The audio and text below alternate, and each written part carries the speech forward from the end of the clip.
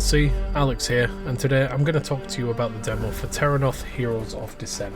Before I get started, I will quickly say that we've received this demo version for review through game.press.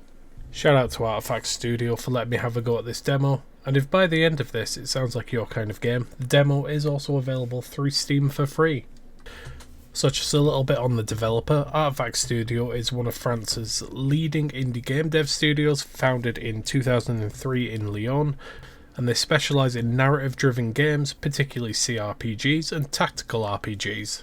The publisher, New Tales, are an independent publisher based out of Paris, made out of AAA industry professionals and a wide-spanning global talent.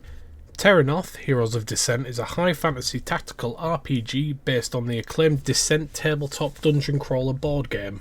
You lead a fearless company of heroes into the deep and dark corridors of Terrinoth, survive against epic boss battles in turn-based combat, and settle the fate of a world facing an unending darkness. So no pressure. Let's talk gameplay. As I mentioned, the game is based on the dungeon crawler board game, and it very much captures that feeling. Best I can tell, the game is set into multiple chapters, each with progressive story levels within, which feels like it'll really allow for a lot of story expansion down the line. Each level is effectively its own dungeon crawl, be that through a sewer, a city, or a secret underground crypt. One thing I really like is that between each story you get the chance to change your characters, your equipment, and your abilities to suit whatever it is you might be facing. The selection screen also gives you an indication of what you might face, such as enemy resistances and weaknesses.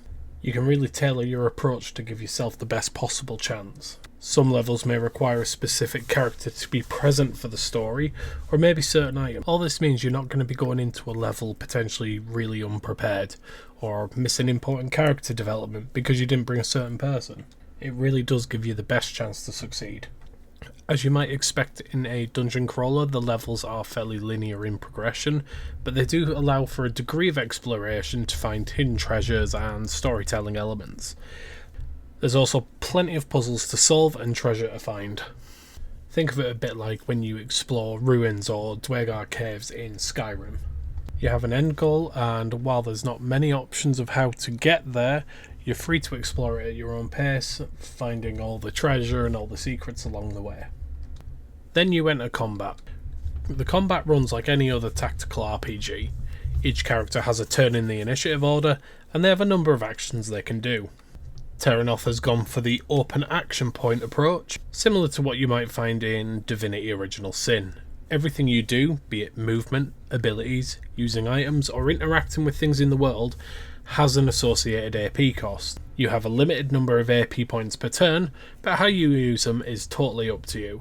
It's not like Baldur's Gate or XCOM, where you have a move and an action. Personally, I prefer this open AP approach. It makes combat flow so much better, and it gives you a lot more options on what to do. During the pre-story level selection phase, you pick which abilities each character has.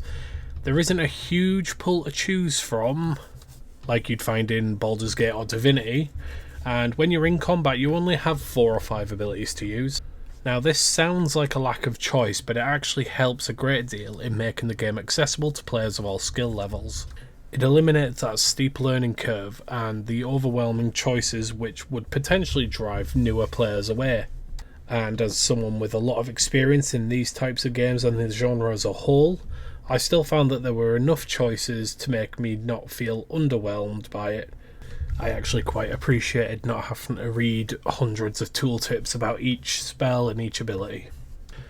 There's also a real sense of risk in the game. If a character is knocked out during combat, you can revive them, but you only get 2 turns to do so. After this, if you fail, the character will have a permanent debuff. I'm not sure if these debuffs are random or it's based on how the character was knocked out.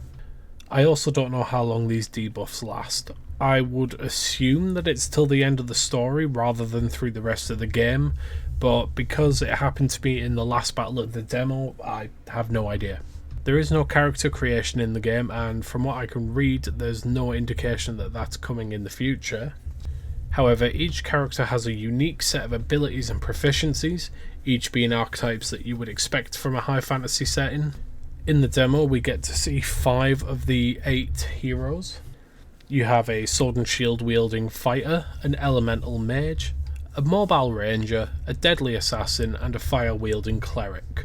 So there's 3 characters that we've not met through the demo, and I wouldn't be surprised if more characters get released down the way.